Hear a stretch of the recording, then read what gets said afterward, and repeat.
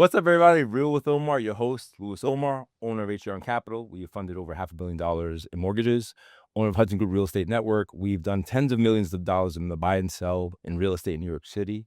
And today's special guest is Dr. Amadeus. My brother. He has produced people like Chris Brown. Yes, sir. Trey Songz. Yes, sir. And the Biebs, Justin Bieber, for you guys who might not know that. Mr. Thompson, thank you for being on the show. Man, I'm honored to be here, man. Appreciate This you is so take much, 3, man. guys. Yeah, we've been having fun. Y'all just got here, I've but been we've been having listening fun, up. I've been man. listening up. Yeah, because I Nah. don't want to mess it up because there's a lot. Bro, we good, man. I trust you. I'm honored to be here. Just be you, man. I'm just gonna be me, man, and we're gonna give the world greatness as you always do. Yes, As we always do. Let's get it. man, Let's get it. All right, you're from the Bronx. Big Bronx energy. Big Bronx energy. 169 in Washington. Washington. The 9. Do you know Fat Joe? Yes. Okay. All right, because he was down the block. Let's stop there. Okay. Fat Joe, one of my heroes, man. My mother and I used to go stand in front of his store halftime. Okay. Just I so remember at Third Avenue. Yes. Third Avenue. Yeah. Just so I can see him. Really? Just so I can see him. I would leave, go get out of school early, rush down, and hope he was there at the store. You know what I mean? So definitely a hometown hero, Bronx legend. So I love that you started. Let's talk about Fat that for Joe. a second. There's a lot of stories about Fat Joe. And Fat Joe, we met like in passing, high five, not like sitting down. But Got you. You got to give the kid a lot of credit. Mhm. And he's not a kid. He's a little older than me. If you really know his story, Correct. he should be locked up or dead. No offense. Absolutely. Like that's a statistic that's real. Like, Absolutely. if people really know the story. Absolutely. And the kid, man, even he did the Fed time for taxes. Came back out, rebuilt himself. So the kid stood the course. Yeah. And for that, I salute you, brother, because That's that Bronx energy. yeah. Like, Well, not everybody has it, right? People talk it, but to stay the course Yeah. in the face of adversity multiple times, personal, Absolutely. fucking the government, music. The music changed on it. Losing big. Losing big, right? Thinking, Mhm. yo, I'm getting some sort of like rhythm. I'm getting some sort of momentum, and then boom, Yeah. right? And then Yeah. the infighting, whatever. I don't really care about that. But the part I want to really give context to is that, yo, in spite of, my man kept moving, and I I was like that. I like that. And when we see Fat Joe right now, he's doing so many amazing things. Yeah. Like he's at, to me, in my opinion, the height of his career. yeah. You know, He's having a renaissance. Like Joe and he's Jada not, show. he's not just Mhm. a rapper anymore. Yeah. He's become a brand. Yeah. And he's become a voice for our generation. Well, I speak for me because he's my age, Absolutely. my generation. And I really, He can't even now. He's so successful. Like he can't even walk down the street right, he's by getting to that. himself now. When I Like, been going to the Knicks games, I'm like, yo, they gotta have bro. security. Yeah. So I'm proud of him, man. Shout out to Joe, and I loved how you started off with the interview with just context of like Joe making it and Joe growing up a few blocks. And he's older than me. I say more vintage. I don't like the word older. Okay. It's more vintage to me. Okay. But a hero, man, a hero of mine, someone that I looked up to. Really, really one of the first albums I've had. And to be able to perform with them, we both had residencies at Dre's nightclub in Vegas. Oh, you did? So shout out to Tony Sunshine as well. So to be on the same stage, performing, that happened. bro, performing was just a moment for me because I'm like, yo, that little kid from the Bronx standing in front of the halftime store just to say what's up, just to get an autograph, just to give a dap, to be on the same stage, you know what I mean? And it's a blessing, man. But being from the Bronx, bro, like You took me back. Halftime. Yeah, halftime. Late 90s, early 2000s, Third Avenue, the Bronx. bro, halftime. Yeah, that's where you pick up your swag, your Pelés and all that Big before you head facts. out. Yeah, absolutely. Now I wouldn't say I couldn't afford that. I would say that my parents put the finances into Something else. Yeah. My siblings and I went to Catholic school. That's dope. You got to pay tuition to go to Catholic. That joint was like $400, $500 a month. Yeah. Not including rent, And that's just clothing, food. that's just a lot more now. Absolutely. Absolutely. So Put 2 kids through Fordham Prep. I ain't had no Pelés. Yeah, I didn't have yeah. no Pelés coming up. So I saw it in halftime, like you said. Yeah. And You I go, own but you people. go in and see it, touch it. You don't have to buy it. Yeah. Yeah, absolutely. All right, so Bronx. Yes, sir. Got the drum set when you were young. Mm-hmm. How old? Probably like 2 or 3. Like Oh, damn. baby. Damn. Yeah. Don't Okay, even okay. no words coming on my Did mouth. you have like, did you didn't ask for it, but like, did they see you like making sounds or what? I'm what glad inspired you that? asked. Yeah. So my dad passed maybe about 2 or 3 years ago. Sorry if I don't have the numbers, right? I'm not good with numbers when it comes to like memory, but Right. I've never got a chance to ask like, what did you guys see in me that said, hey, we're gonna get you a drum set, we're gonna get you a keyboard. I'm Yeah, what 2 or inspired 3 years old. Yeah, right? yeah. What inspired that? So I gotta ask my mom, when I get a chance. Actually, she watches every conversation I Oh, have. so your mom. So We she'll wanna see know. this and then we'll circle back. Mom, Please get comment, that in. subscribe. Sure. She don't know how to do that, but she'll be tuned in, man. So yeah, I wonder what it was, because there was no YouTube, there's no online presence, and for me to be 3 and 4, whatever age I was, holding the drumsticks properly, I haven't seen it before. I didn't see somebody. I'm 2, 3 years old, like, so for me to properly hold the There's drumsticks, nothing for you to mimic, right? Yeah. crazy. So natural gift, natural talents. That's pretty much, where it all started. Became a love and passion of mine at an early age. When I was old enough to understand it, I would say around 4th grade, start really learning drums in school. I went to St. Augustine School of the Arts in the Bronx. Nice. Picked up the drumsticks for real. Right. And that's when it was like, this is it. Right, this is my shit. This is it. This is what I want to do. I don't know where I go from here, But this is what I'm doing. but this is what I'm doing. Okay. Yeah. So you're in high school. How does that, I don't want to skip over. Did you go to college? For like 2 minutes. So 2 minutes. And I'm not saying that You better like stop. 2 minutes. I What school? stopped. I went to Mercy College Okay. in White Plains. Yeah. And I went for music production and all that type of stuff. And I was going to class for like about a month. And we were learning about like rocks and doing math and English. And I go, well, when do I get to see the studio? Yeah. And when do I get to When learn? can I apply? Yeah. Yeah. And he was like, yeah, you don't really see your major until like the 3rd year. And I looked at him and I was like, that's not going to work. I need this right now. Yeah. And I sat across, like I'm sitting across from you right now, from the dean. And I said, hey, bro, like, I got to do this. I think this right now, like, this is life or death. Wow. Why did you say that, though? Because it was passion, or because you had to get your family out the hood, or? Yeah, everything. The pressure to fucking provide. But not even, because I'm young. So it's not even that. It's just like, when I go to the studio, I'm off the hood. I'm off the block. Yeah. I'm out of the hood. When I'm locked in at church or school, playing The drums. environment is different. Right. That's my safe haven. You know what I'm saying? While I'm at school, thinking I'm going to be in the studio learning. Yes, I look forward to. I'm off the block. Yeah. I'm out of the hood. Yeah. So for me to not apply this or be able to apply this right now, still going back and forth from the hood to school to church, but not, progressing musically, that's a scary thing. Yeah. And I looked at him and I was like, hey, man, what do I need to do? I need to get out of here. Right. And he was like, well, the only option is for you to withdraw. And he's like, and I don't even remember his name, and I wouldn't even put him on blast. It don't matter what your name was. No, I mean, it does, because he said, I don't know you like that, but it's something about you. Like, it's something about you, and I feel like you're going to make it. So he's like, go do what's in your heart. And he's like, I'm not supposed to tell you this because I'm the dean. I'm supposed to keep you here. Right. Go do what you need to do. And that was the greatest decision I ever made. And it went against what my parents thought. Can we talk about how certain conversations from people that we don't even know are important at the time that it's happening can shape your fucking life? Yeah. Right? Yeah. That was one of those moments for you. Big moment. Yeah. Big moment. Because I could have stayed the course in regards to being in college. Tucked it out and got your degree and be like, yo, I did it for that, bro. Yeah. To me, I'm like, all right, so now I'm intrigued. So where are we going from here? What happens? I'm all in. I mean, I've been all in. I was all in high school. No, I understand that, but like you're just doing it for the love. Now, when did you start deciding, hey, I could actually make a living doing this? Yeah. Like, how'd you get introduced to the industry? Because the industry before now, that better not be my phone. I think. Okay. You know why? Because I have it on Do Not Disturb, but my sister is calling right now. All right. And it's a live moment. Well, let me tell him. Hey sis, I'm recording on a podcast right now.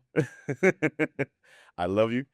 I'm on a podcast right now, but I picked up in the middle of it because I said this is my sister's call. And yeah, so shout out to Pearls. Shout out to Pearls. All right, love you. Yeah, she was texting me about something that she had to almost ride for me. So like, I had to turn up on somebody over you. I'm like, okay. So yeah, but we good. We'll go with that after podcast. We good. So where were we? Sorry. So I'm asking you, where is it you decide, like, all right, so I was going to my statement of now everything is very accessible. Like you can make music, and we'll talk about that in a minute and just put it out there. But before, it was very kind of secretive. Yeah. Like, yo, I don't want to say gay. It was just, you had to know somebody to get you in there. Absolutely. Like you couldn't just walk around the Bronx and be like, yo, I'm a music producer. Yeah, yeah. So what was the moment in your life where you connected with somebody and they saw potential in you, and you were like, yo, I do this, and then they put you on? So the great thing for me in my journey, right? So when I decided I wanted to produce, my mom had a family friend that was, I think, like cousins or something with a legend, a production legend, Buck Wow.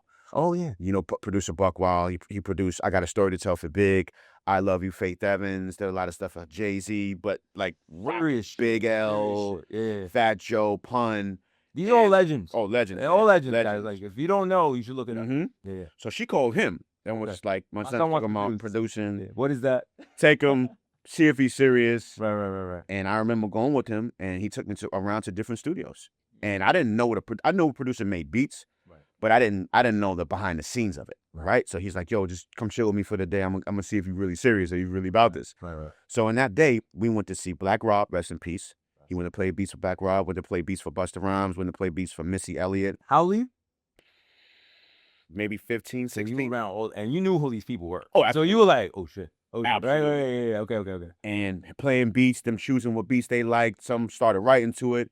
And it was in that moment, King, when I'm like, this is me. Yeah, this is what I thought it was. Yeah, right. This is absolutely it. And he told her, like, nah, he's serious about it. Like, Okay. And she didn't understand it. My dad didn't understand it. Production. Yeah, what is that? It's abstract. Yeah. Nah, bro, you gonna go to school. And I'm like, I don't know how I'm gonna get there, but this is what I want to do. This is my love, my passion. I'm gonna figure it out. Right. And that was the decision, right? So from a creative standpoint, long time, years.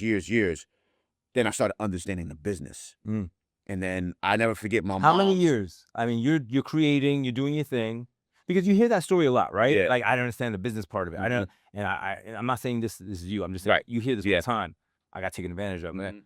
Some people don't want to learn the business until it's too late, right? They just want to, what's my advance? Yeah, I want to blow it out. Right. Yeah. So I want to pay attention to that because that changes people's lives. Absolutely. Knowing the business. So, Absolutely. I picked up a book called Everything You Need to Know About the Music Business. Okay, on your own. Life-changing. Okay. Donald Passman. Okay. Life-changing. So you picked it up. You said, "Yo, let me read about this," because someone put me on to it. Okay.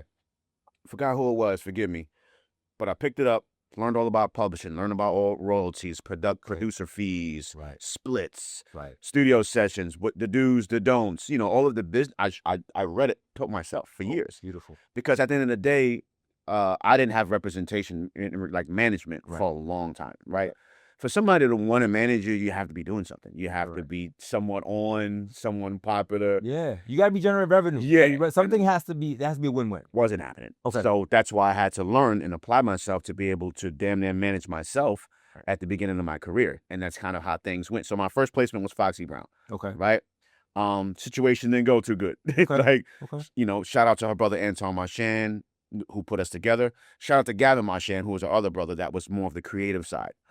Got in the studio, played some beats for her. She picked out beats she loved, made a song called Cradle to the Grave, My Life, which was not the theme song, but the title song to the movie and soundtrack for Cradle to the Grave. Cradle to the Grave, right. Okay. Rest in peace, DMX. Yeah, that was his film, that was his movie. She also made another record, a diss record called Get Off Me, going against the rapper Eve. Okay. She mentioned Hov in it, she mentioned Ja Rule in it, it was spicy. Right. But when it came to the business of that record for Cradle to the Grave, Gavin had his hand involved. He was creating with her, and it just kind of like went left. He claimed production credit on it. Okay. Got half of the producer's fee. Right. And I'm not saying it, to create any war. This is the story. You know what I'm saying? This is what happened. I'm over it. I'm good. I'm appreciative to him, to Foxy, to Anton. But I want to share the story because people need to know. And you learn your lessons that big way. Time. Yeah. Okay. So it was a lesson learned of like understanding what could happen.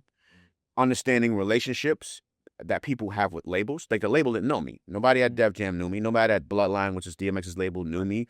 That's what the album came out on. No one knew me. So you got this young kid saying, I produced this song. Yeah, you got I'm owed money. They're like, no, you don't. Right. They're like, oh no, we paid that out already. Yeah, I'm like, what do you mean? To who? Yeah. So that was done. And at the end of the day, it was nothing I could do about what was paid out already. Yeah. Let me at least try to get the back end. So we got the other half of the back end was, it was 10 grand total for the track. He took the 5 and there was 5 left. And I went through the paperwork process. The credits was already out. Right. I didn't have any say in that. You didn't punch on that. Absolutely. Right. I got the other half of it. But, and this is the dopest part, right? Where it became my first opportunity was huge. You know, the album, the soundtrack sold over 500,000 hard copies. This is our time, right? Not streams. Not on the phone. Not on the copies. phone. Yeah. When people went to places, the buyer shit. Absolutely. Yeah. I remember going to the movie theater, hearing the song in there. It played for 20. I still remember. Played for 26 seconds. Wow. Big check. Yeah. Is it Split? All right. Split. Yeah, You know, but still. between myself, Foxy, Gavin. But nice for you know, youngin. Yeah. Nice. Yeah. Seeing my name rolling the credits at the end. You know, monumental moment. So that's how I started. Right. So even though it didn't go so well from a business end, it became one of the most amazing and legendary moments for me ever. Impactful. And kicked off my career professionally Okay. as a music producer. So people now knew you, right? They saw that. Like, all right, who's that? I would say amongst the industry. Yeah, they're like, who's that name? Because I don't know that name. And amongst the industry. That beat is dope. So shout out to Foxy. I'm looking in camera. Okay. Shout out to Foxy Brown because she took a chance on me. Mm. And her brother, you know, both of them, Anton and Gavin, they took a chance on me. A producer with no name that's coming in, playing beats. Like, you could have been like, nah, I don't know him. Yeah. He ain't hot. We good. So for her to, you know, allow me to come into her space, studio, listen, right, give me opportunity. Forever grateful to Foxy for that, man. Class act here. Absolutely. That's why he's on the show.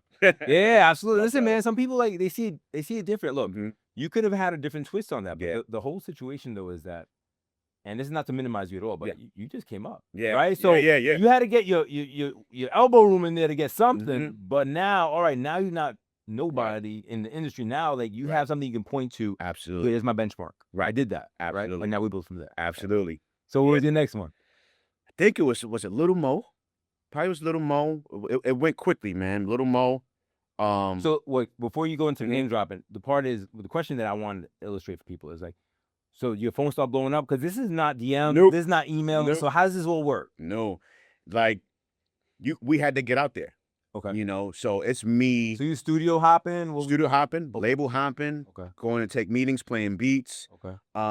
Opening up album credits, seeing who the A&R is. Reaching out, figuring out their email based off of what label they are. You know, back then it was umusic.com. Yeah. That was everybody's domain that worked at Universal, Def Jam, Rockefeller. So you just shooting out emails. Yeah, shooting out emails. Some people responding. Some people allow me to take meetings. Some people like, send me a CD, send me a tape.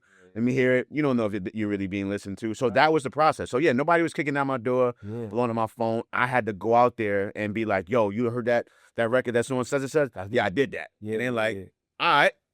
What else you got? Yeah, what else you got? Yeah, but you being resourceful. You got it, bro. All right. No. Well, I want to illustrate that because some people be like, "Oh, I made one thing. Everybody's calling me." No. We got to keep going. We got to chase it. I'll go a step further. We're in 2026 now. Yes, sir. I'm still the same way. With million, I'm saying humbly, you know that we're brothers. Absolutely. Millions of records sold. I still introduce myself. I still reach out. Yeah. You know, now we have social media, so now I can DM an artist or DM a manager and say, hey, I'm Amadeus. I've done this. We'd love to work with your artist. We'd love to create records with you. And you get somewhere that's like, bro, you kidding me? I know who you are. Wow. But then you get some that's like, yo, man, pleasure to meet you. You know, I didn't know this was you. These are some of my favorite records. So I always go on humble. I don't expect anyone to know me, know who I am off the rip. Yeah. I'm gonna introduce myself properly every time, just in case. But still to this day, that's my approach. That's dope, man. Humble and hustle. Yeah, man. Yeah, you humble, but you hustle. Yeah, I love those two together. No, put those two together. HH.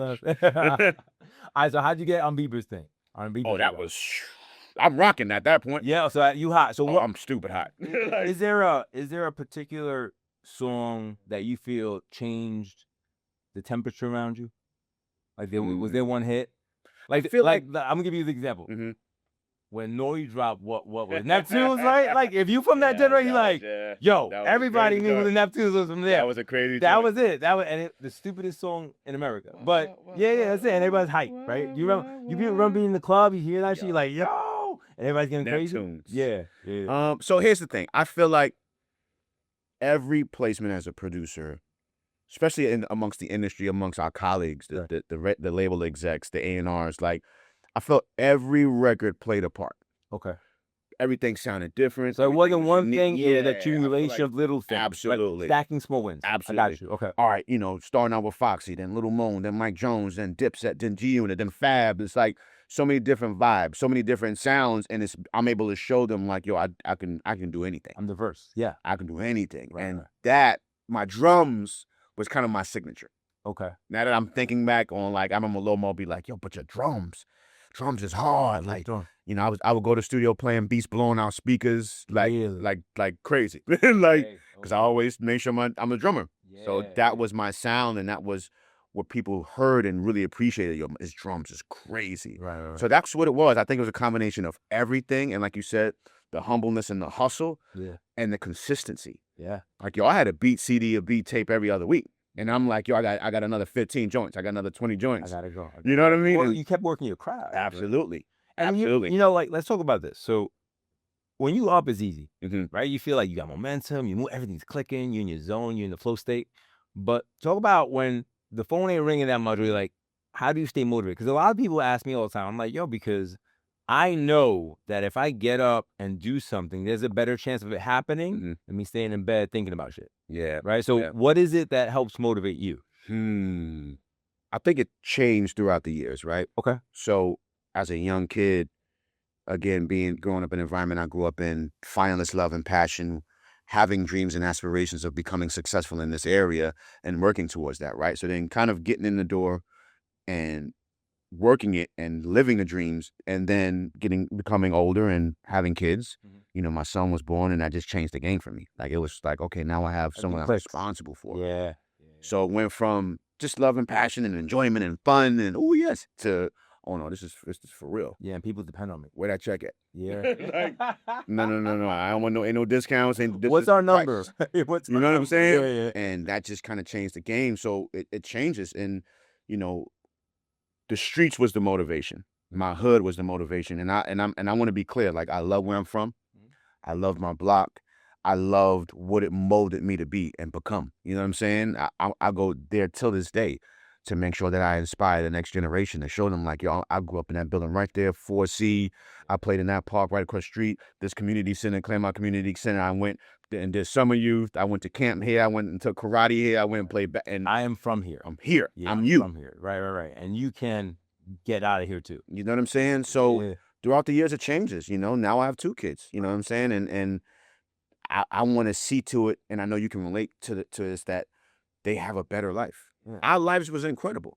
Like, when you grew up, where you grew up, we grew up in the hood, we grew up in the projects. Like, bro, that's fire, because that's what you know. And my parents were giving me the best that they can give me, which was more than enough. I was happy. Because you didn't know anymore. I'll give you an example.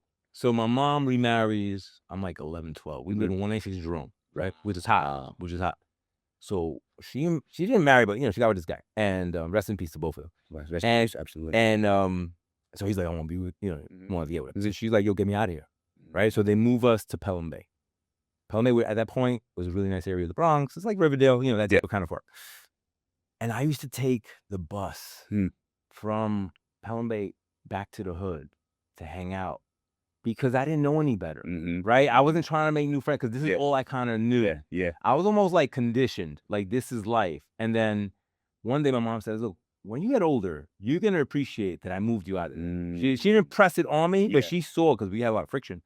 She was like, you're going to appreciate that you live where you live. Wow. It's going to help you. Wow. And then things happen, right? Like, life happens. Absolutely. And I started understanding, like, and I don't mean to shit on where I've come from, but like, a lot of shit that's acceptable in the hood doesn't have to be acceptable. Absolutely. And that's the part where we were talking before we even got into this. It was like, you have to keep kind of adjusting, right? Because who I was at 11, 12 is not who I was at 17 when I was at NYU. I met Vanessa from the college show. Like, I'm meeting all these people, right? So I'm like a little shell shocked.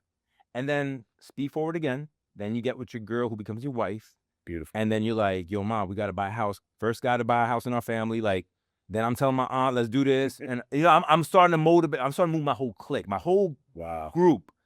Because they listen. Why they listen? Because they see the results. In the beginning, you know, almost crazy. You know, right. Financing. What do you real estate? What is that? Like, as soon as I was taught the game, I brought that shit back. I'm like, yo, we doing this, right? And they're like, it's so abstract, because they've never played that. And I use the whole know your mentality from where you are, because it's hard to change people's minds, because they're so, like, I don't want to say limited, but they know what they know. Yeah. And it's hard. I'm using that to almost parallel what you're doing. Like, your parents are like, yo, you have to go to school and get a job. But mom, I want to be a producer. Right. They don't know what the fuck that is. You're like, fuck is a producer? Right. What is that? Yeah. So then I'm sure in the beginning it wasn't all good. They were kind of like, "Yo, you sure?" It's tough, man. So then, at what part of your life, what part of your life where you're like, your mom's and your pops like, "Yo, and that's just dope." Like, I understand now. Like, how long did it take? So I'm gonna give you two situations. Yes. I remember being home, and my mom and dad had separated as well, so I can relate to that.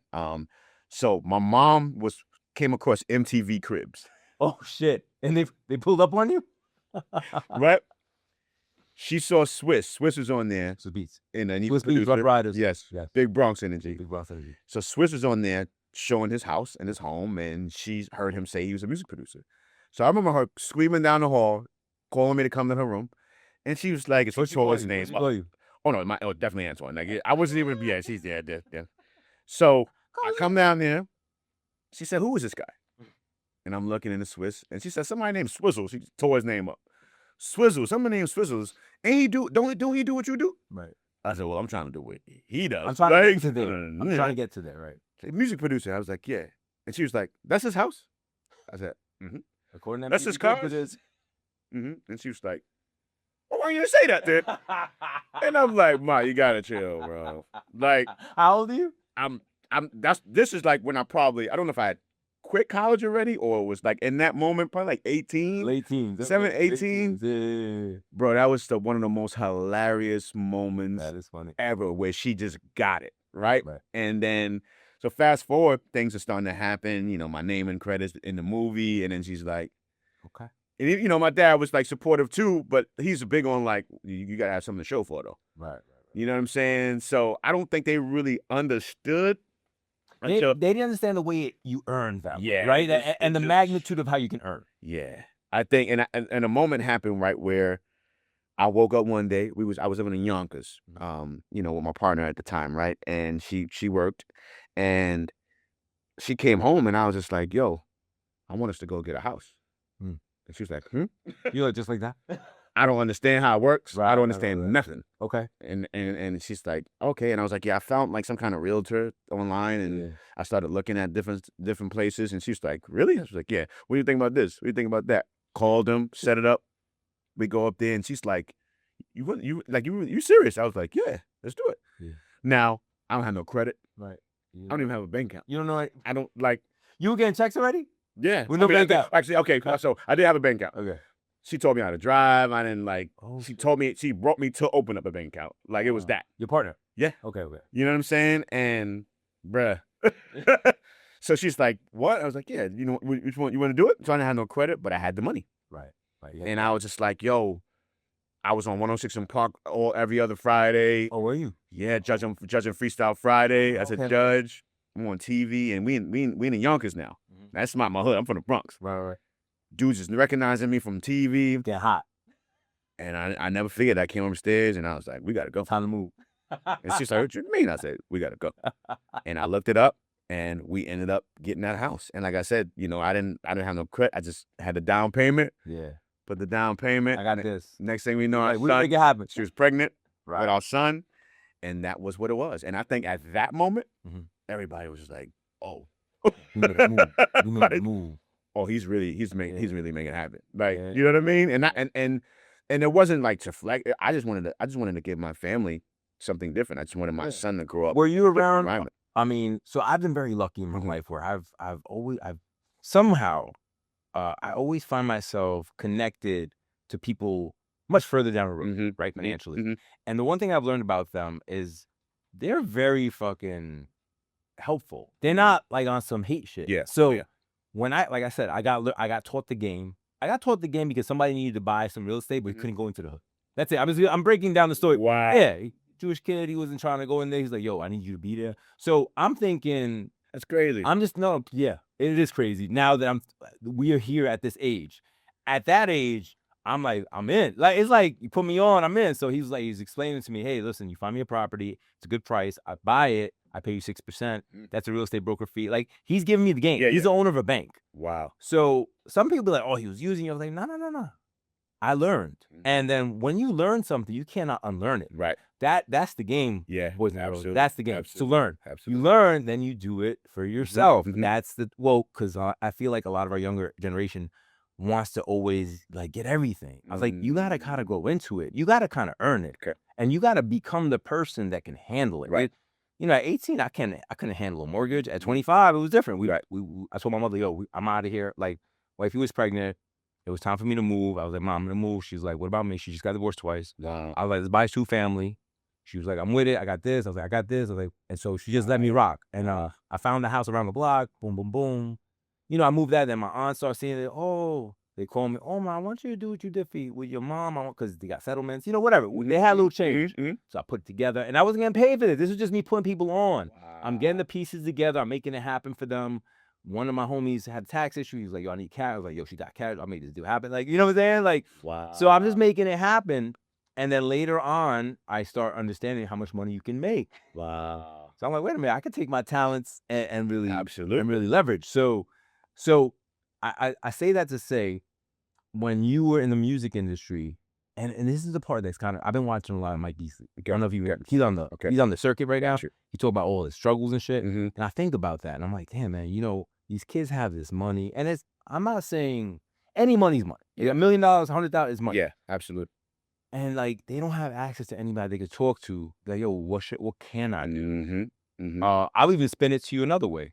Some guys that I've worked with, remain unnamed, when they came and they wanted to buy a house, they have no credit. So I had to build their credit. Wow. And these are millionaires. Right. Yeah, these are millionaires. Like, and and I didn't even know, it goes to show, like, you can have millions of dollars, but you still need credit. No credit. Yeah. So I had to put him in credit restoration, fix this, fix that, and then finally get him to a point where we could, because he had so much income, documentable, that I could overcompensate. Okay. But like, I'm talking about millionaire people. Wow.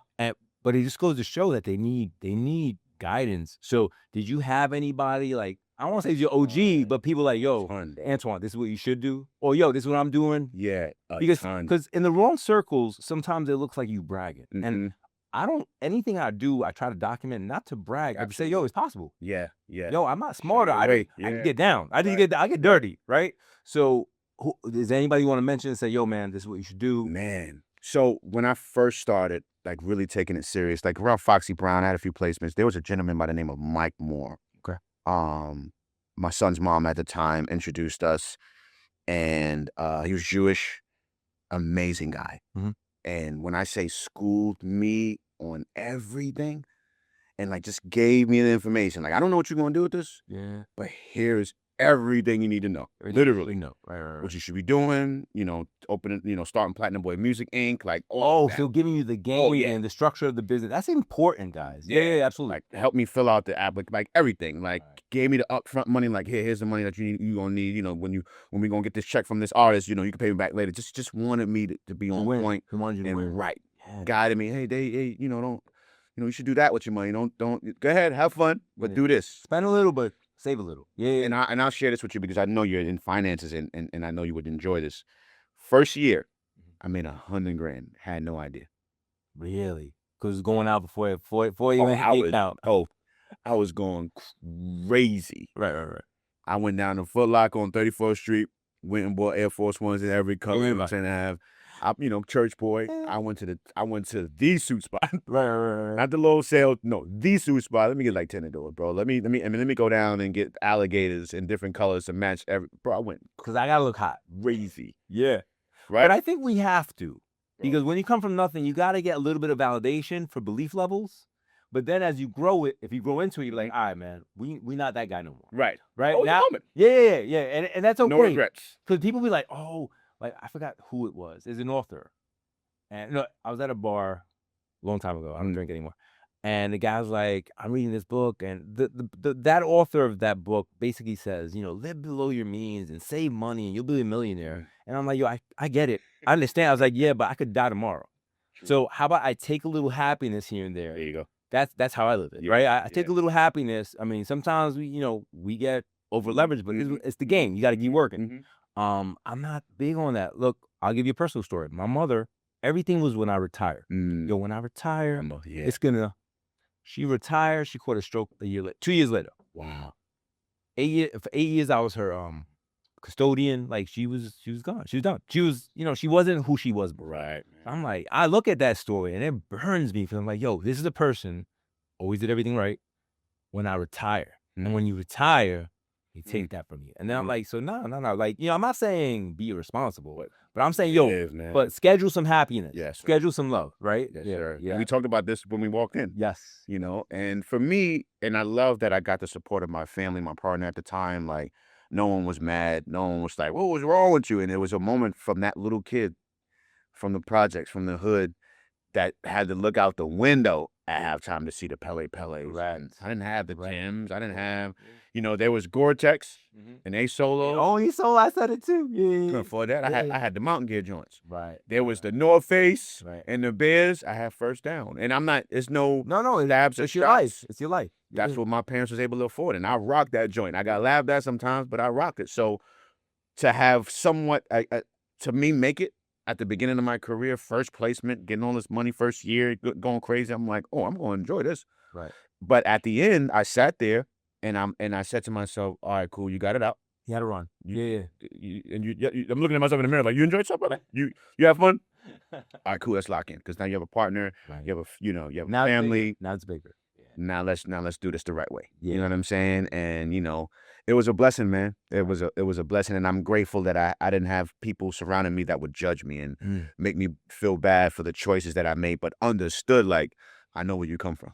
Yeah, I know what you experienced. I know what you didn't have. Yeah. What was the term you used before? You're a popular loner. Yeah, I'm a popular loner. Absolutely. Can we expand on that? Because I feel like I'm one too. I don't want to steal your thing, but you're moving through life at your own place, and of course, I can speak for myself. I can't speak for you, but your family's everything, right? So you take the closest to you. You heard the conversation I had with my son before that. Like, you're like, what the hell? Right. Anyway, but especially also social media. Besides work, so when I do business in the beginning, nobody knew who I was because there was no social media. Correct. Right. It was all emails. Yes, sir. And I've had a couple instances in my life where they're like, yo, I know you. El Figueroa. Oh, yeah, you did this deal. You did that. So now everybody kind of knows. And knowing people is cool, right? But if you hold yourself to a certain standard, you got to move a certain way all the time. Absolutely. And that tends to either some people get repelled by it because they're like, oh, this guy's too much. 4 a.m. What the fuck? You know, right?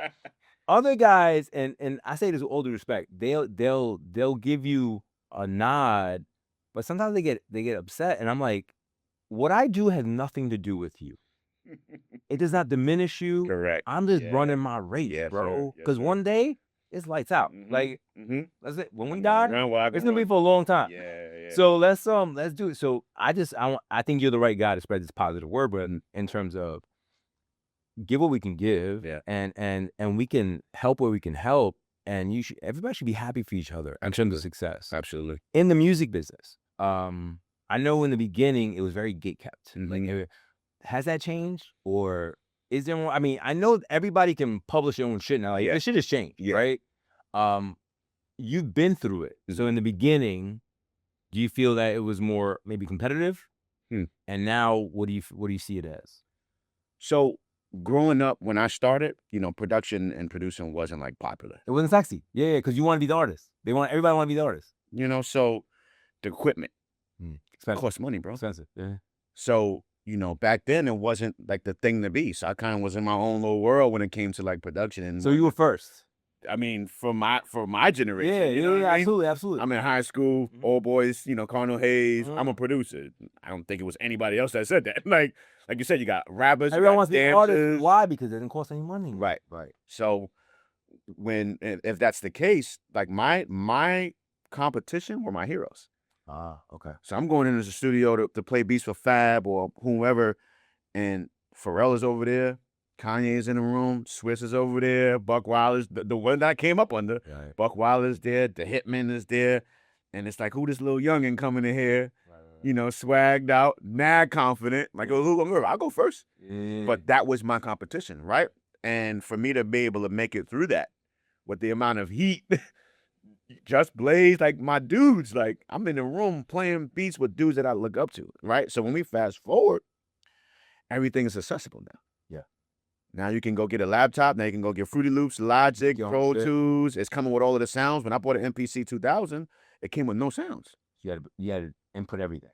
I got to go digging, bro. I got to go to the record store and be in there for 2 days straight, listening to drums, listening to samples, listening to the loops, Fast forward today, and it's no shot, but it is what it is. No. Fast forward This today, is the evolution of the bro. industry. Yeah, let's talk about it. Yeah. You open up a program, and it's coming with 10,000 sounds. Wow. So everything is at your fingertips. Where we had to figure that out. We had to create our sounds, right? So it's a big difference. So to be able to come up through that way and then see where we are today, I feel like there's a lot more competition now with people that may not even have the same love and passion for it that I do.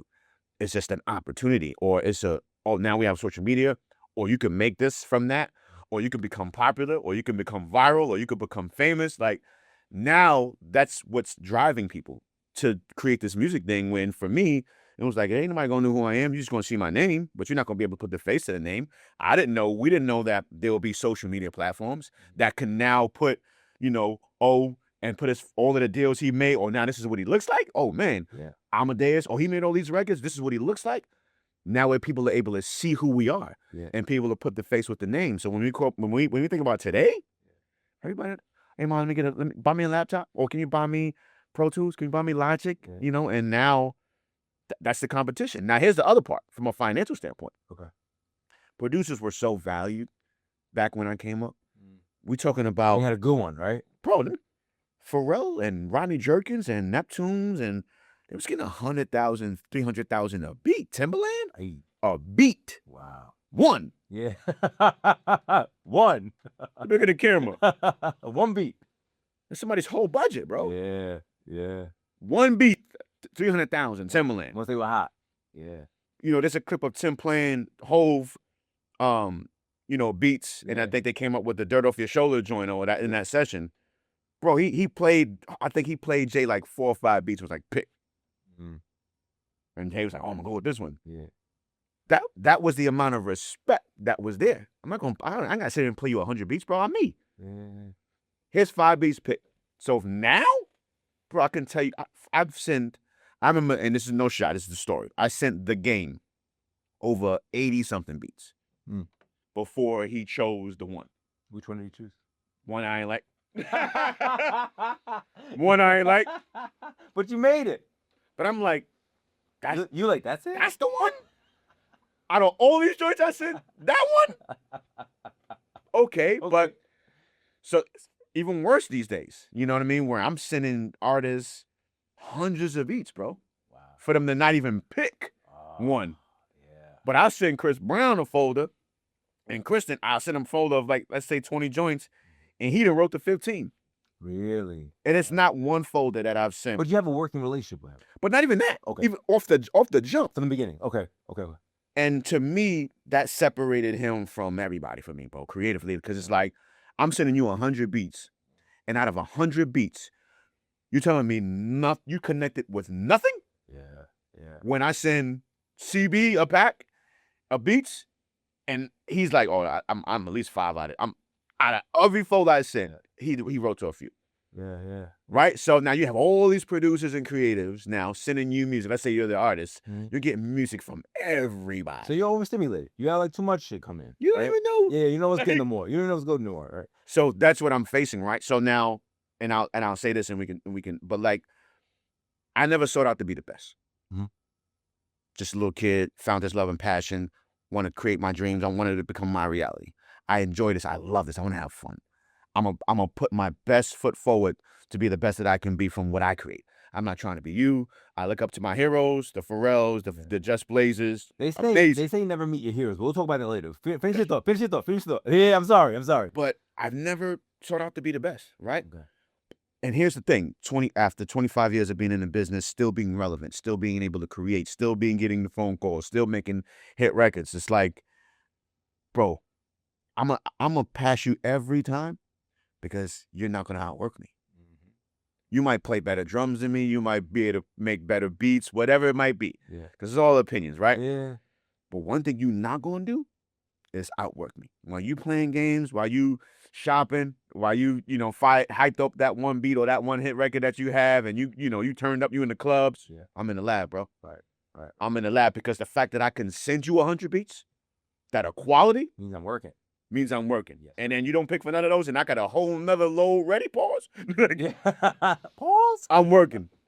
And Yeah, so that to me separated me from a lot of people, bro. Like my hustle, and we can relate on that level. Yes, sir. My hunger, my drive, my hustle is matchless. Like you just can't match it. You can't teach it. You like You it's can't- just and you can't teach it. That's why certain people rise. Mhm. That's why there's a LeBron as an MJ did, Mhm. because not only are they talented, Right. because have met so many talented people I know. with no ambition. They're like, because I could, I don't really. Ah, bro. And I'm like, nah, man, I didn't have it, so I'm the other way. I've overcompensated through my work ethic. Absolutely. Yeah, Absolutely. So the barrier of entry was lowered into your industry. Mhm. Basically, what you were describing, right? I'm just Mhm. bringing it back to business. And then, how do relationships play into Oh this? man, I love it. I love this. Okay. So key. Yeah. I've in everything. So key. In everything. And I've always wanted. Man, thank you. You are. Because I wanted to touch on this, right? Where we're genuine people. Yes. We're brothers. We're kings. We carry ourselves a certain way. One thing I had to learn the hard way: everybody's not your brother. Yeah. Everybody's not your friend. Everybody's not going to return the energy that you give.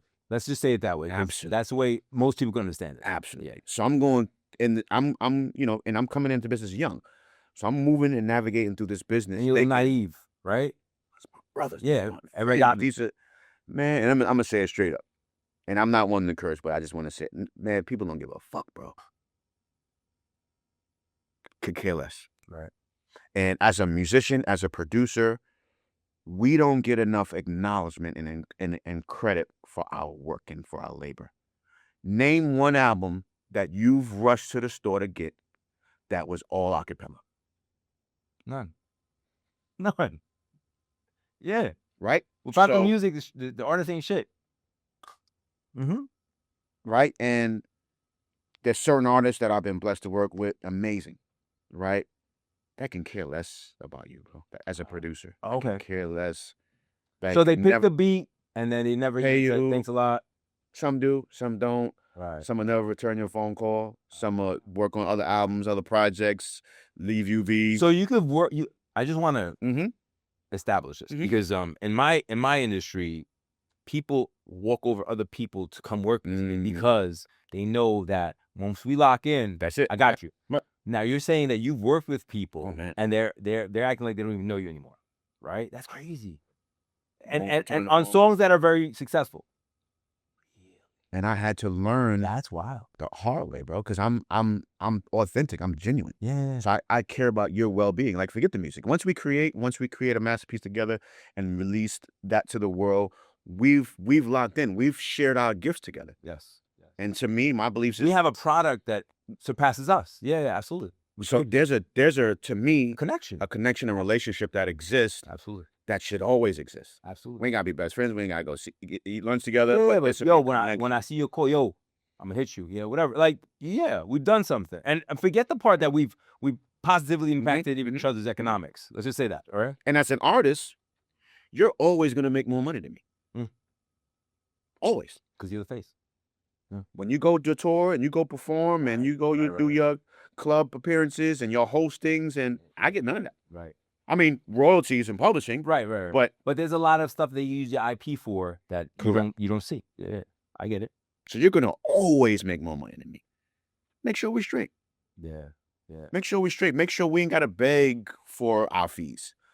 Make sure, like, oh man, you can't, bro. Because when you go to the Maybach dealer, Mhm. when you go see your jeweler, when you go eat, and I remember Hov was saying it, man. I ate it to shit it. When you go eat and spend 20 bands at the restaurant, Yeah. but then asking me to lower my production fee Ah. to 2,000 to 1,000 to 5,000, when you'll go spend that in a heartbeat over here without even second guessing it. But mind you, this production, this music, this record is a part of why you're able to eat the way you're Part of able your to eat. legacy. Yeah. So let me ask you a question. And you can tell me if I'm being too nosy. If people ask you to lower your fee, do they offer you more on back end? Sometimes they do. Okay. You know what I mean? Sometimes but the thing with that is, it's like, it don't even really matter. It only matters and it's only beneficial to get more on the back end if you're a successful artist. Okay, right. So If you're not going to sell millions of records, bro, like, I'm not going to see nothing on the back end anyway. So I might as well get as much as I could up front, Right. because this might be the only thing I collect off of this. Right. Correct. So the least you can do is And just so everybody know, this is just business, right? This is just business. My time is my intellectual property. I'm giving it to you. Yeah. And so you find yourself, me as a producer, with all of the accolades, all of the success, bro, man, I'm arguing for bread. wow. I'm trying to prove a point or force someone to understand why I'm deserving of that. You're trying, which is crazy. Like, basically what you're trying to justify is your value. correct. And that is, I mean, it shouldn't be hard for you. And the only advice I can give you to that, because I had a conversation like 3 days ago with a guy. He's like, how much? I was like, for 9 million, it'll be 4%. They were like, oh, I gotta think about that. I was like, you could think about all you want, but this is what I told him. I said, you've been in contract 3 times for 2 years, and they don't close. With me, it will close. Right. That's it. I said, that's it. Right. That's it. So keep spending years. And he's like, you're an asshole, Omar. He called me. But he came with me. But I was like, I wasn't being a dick. I was just narrating what had happened. Right. And with you, listen, look, this beat is what I'm giving you. If it pops, your upside is way more than mine. Absolutely. And if not, you can always come back. Right. You always run again, run it back. Yeah. I mean, it's Crazy, unfortunate. man. It's unfortunate because is it the artist directly or is it their handlers? Because it becomes that game. Like that question. No. Let me finish because I've dealt with big ups in the industry on the mortgage side, and if I spoke to them once or twice, or met with them, I'm not gonna say that, but their handlers handle everything, so you don't even know what they're telling the client, right? So then I remember we had a closing. The guy's like, "Yo, what's this?" I was like, "I told you." And because the handler doesn't want you to talk direct, because for some reason they're trying to guard, and I'm there to serve a purpose, bro. Like, you're there to produce a beat. Right. I'm here to get you whatever. The guy wanted to buy for $5 million. He only got $1 million. I'm here to get you $4 million. Right. I gotta know certain shit, and I can't take your advice. I had a beef with a guy yesterday. He's like, "Yo, I could sign for him." I was like, "Sign for what?" I was like, "Wait a minute, bro. You don't even know how this works. You're a handler." I told him that. You're a handler. You're not the guy. Right. You're not him. Right. He has to sign. He wants $1 million cash. He has to sign. He's like, "Oh, my bad. All right." Because they think, I don't know, they watching too much Ballers or something. They think, I'm like, you think I'm gonna lend you $1 million and not meet the guy? He has to sign, like, it's contract. Yeah. So they have to sign and notarize. He's like, I can sign for him. I was like, no, you cannot sign for him. I was like, no, you can't. Right. You're not him. You're not him. Right. So anyway, I'm sorry, I'm just giving you a little pain point on my side. So going back to yours, is it sometimes the managers? Is it sometimes the agents? Or I don't even know how many layers there are. I feel like depending on the artist, it can be the actual artist. Okay. Or like you're saying, it could be the handler. Right. Or it could be a mixture of both. I don't feel like there's artists, especially on that level, that are not aware of what's going on. Right. That's why they got you gotta know something, bro. Yeah. You know what I'm saying? Like, oblivious, I can't say you don't nothing. Nah, you know something. Yeah. And in some way or form about it, like you're cool with it. Right. Because you are who you are. Right. You've arrived. You are this you hot right talented act. So you're gonna do it as and that's the thing. So it depends. It depends. And for me, you learn who's who. And it doesn't take anything away from who they are as an artist or their character. You just know who's for you and who's not. That's a great statement. Let me expand on that. Who you are professionally is not who you are. Correct. Remember that, guys, because you have to be different versions of yourself in different places, right? So I just want to say that because some people are like, oh, but he's mad cool. I'm gonna give you an example. When I was doing a deal for some guys that I'm gonna drop this part at Rock Nation, and I was like, yo, man, you got money, but you don't got that money. He's like, well, I could just call the big homie. We all know who that is, and he'll take care of me.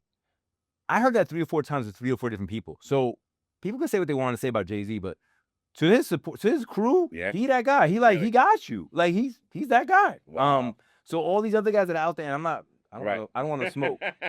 Whatever happened, happened. Whatever happened, and you're fucked up. You're fucked with the money. I think what happens is you fuck up the money, and all of a sudden you still want to be accepted. Yeah. No, you fuck up the money, you got to go. Right. So so I use that example because then at one point I remember saying to myself, I'm like, yo, I want to be that guy. I want to be the guy that my boys be like, yo, I'll take care of that. Like, you know what I'm saying? So that I always use my interactions with people that are more successful than me to inspire me, or to push me forward, right? So yeah, I mean, who have you met as a producer that you like, yo, this guy really positively impacted my life? Man, Swiss Beats. Swiss, and nobody knew Swiss made that type of money. Like I didn't know. Yo, yeah, that's different. Yeah. It's different, bro. Now I'm starting to learn. Yeah, it's different. Did you hear that thing with Yeezy when he said that he was putting all his checks in the shoebox? Yeah. Did you never saw No. that? Yo, because this is the shit we grew up with. Right. So he was getting these checks, and he would put them in the shoebox. He didn't bank count. I think it was Swiss Beats that said he was getting checks that were ridiculous, and he thought they were fake. He was just putting them away. And at one time, Jay-Z calls Yeezy. He's like, "Yo, can you just deposit the 1.5 million?" He's like, "It's still in the fucking account." He's like, "Oh, okay." And then he went and got a bank account. Yeah, like, but I had to spin financial literacy into our people because now we start with dealing with shit that we don't understand, or it's so far gone that we don't think it's real. Even if we're in it, we're looking at these pieces of paper and we're like, nah, it can't be. It can't be. And you spit on, if you look up Swiss, he had a story. He was like, yo, I had all my checks in the shoeboxes. I was like, I didn't think they were real. I just thought they were just sending me the same. Royalty checks. Wow. So it just goes to the financial education, man. That's a big point of that. But back to yours. So Swiss, really the positive impact on you? Definitely Buck Wild. Well, Buck Wild got you in the door, right? He showed you this is the game. D-Dot, Derek, I'm sure you're familiar with his music. D-Dot and Lady did produce Hypnotize, produce All About the Benjamins. Smalls. Yeah, bro. Junior Mafia. My brother Steve Suit White. So I grew up with him in church. He was the first black drummer I saw live. That was incredible. Really? And made me want to come to church and play. And so him, who else, man? Ronnie Jerkins, one of my favorite producers of all time. Think talking Michael Jackson, right? Yes, I know the name. Right. Yeah. So I feel like so many people, even Kanye. Like I met Kanye, like right when he was producing, he was killing on the production scene, but right when he started rapping. Okay. And shout out to Talib Kweli. Talib Kweli brought him out on tour with him and had him open up for him. And people started learning about Kanye as a rapper, man. So we spent a lot of time together, tour buses together, just to see his hustle and him get on that stage when nobody wanted to hear him, right, and rip it down. And now to see where he is today, man, it's a blessing. So it's so many people, bro. Like he's a cultural shifter. Yeah, he's a cultural shift. He's an economic stimulus package. You know what I'm saying? He could change the fucking. That's legendary. Yeah, he's a legend because he could fall off for 2 years, come back, and just shatter records. That's legendary. That is crazy. I want to shout out. I want to shout out Kevin Lyles. Yeah. I met Kevin, president of Def Jam. Yeah, bro. He was at Warner Brothers at the time. I was working with Mike Jones, and he was up there. And one thing about Kev, he always gave me time. Okay. And that's a big thing. To be the president, like, yeah. And I could just knock on his office. Yo, come on. He called me Young. Come in here, Young. Yeah. And, was managing Trey for quite some time, so we spent a lot of time there on the road. Come on, Trey Songz. Yeah, Trey Songz, sorry. So I want to give Kevin Lyles and JoJo Prim and so many people, man. Butters, who is one of my mentors and tours with me with Trey Songz as a keyboardist, pushed me to be the music director when I was youngin', had no idea what that was. And he's like, because he was a music director, now trying to give him the spot. He's like, you go do it. I'm gonna be with you. I'm gonna be on keys. I got you. Okay. So many people that played important role and made an impact in my life, man. And even those that I don't know, that I might have watched from afar, that have paved the way or created opportunity. Who has been like I met some wild people in my life, and I'm grateful for everybody. And some guys are just mad chill. Yeah. And some people just they're them. Right. They're just different, and you gotta kind of learn their process. Yeah. Right. Who have you met that? I mean, so you met Kanye on the come up. Yeah. Who was already kind of established that you might be like, oh shit, nigga, mad chill. Like he's mad cool. I'ma say it. I'll give you mine. When I met Jay Brown. Yeah. From Rock. Yeah. Man, cool. Came out with his glasses. What's up, man? And we went to the bank and we did our thing, and it was funny you mentioned Jay. So Jay gave me my first publishing deal. Jay Brown, mad solid money. Jay Brown gave me my first publishing deal. My son was in the process of being born. It was him and Dame Dash. They had a publishing company. I've heard about this story a little bit. Let's break it down. Yeah. But it was more to it. It's more. It's like they almost like accelerated you because you needed money. Absolutely. So can you talk about that? Yeah, absolutely. Yeah. So I remember them. And this is just to show when we're empowered, we can help each other. And yeah, Jay and Dame had a publishing company, and he was offering me a deal. And my son was being born. So that was the only reason why it was of interest to me. Okay. You know, new father, young. Right. I probably was about 19, 20 maybe. Oh, so you young, Yeah, bro. Yeah, you were young. Young. Yeah. I didn't, you know, and I wanted to be prepared for him in every way from a financial standpoint. Yeah, Like, if he needs anything, I want to be able to do I it. want to be able to make it happen. So we did the deal, really dope deal. And they just had my back, man. They had my back. The company that they partnered with, Cherry Lane Music Publishing, which no longer exists, but that was what it was back then. Mhm. My son is 21, so this is over 21 years ago. And even they believed in me, saw the vision, supported me, got me all kind of amazing opportunities from a production standpoint. And I remember wanting to get a home. Mhm. And I called Jay, because at that time I was more close with Jay than Dame. Okay. I had met Dame through the deal, Mhm. but I was more close to Jay. And I hit Jay up, and he was like, "What you trying to do?" I said, "Yo, I want to get a crib. I want to move upstate. You know, my son is on the way." Get established. Yeah. He was just like, "All right, cool. Let me take this to them and see what we can do." And he brought it to them, and we have done a lot of work, you know, in between. So they saw my hustle, my Right. drive. So it wasn't a cold. No. Yeah, they watch it. Yeah. And they say, and you have a track record. Absolutely. Okay. You know, so they whatever they sent my way work wise, I got it done. Right. You know, hustling, man. I get it done. And they was like, "All right, you know, we're gonna give you what we gave you before." Okay. Now you know you don't usually get this. You know, this don't usually happen. They made The it clear. one-time hit. Yeah. And that's like, because I needed, and I said I needed 20,000. Okay.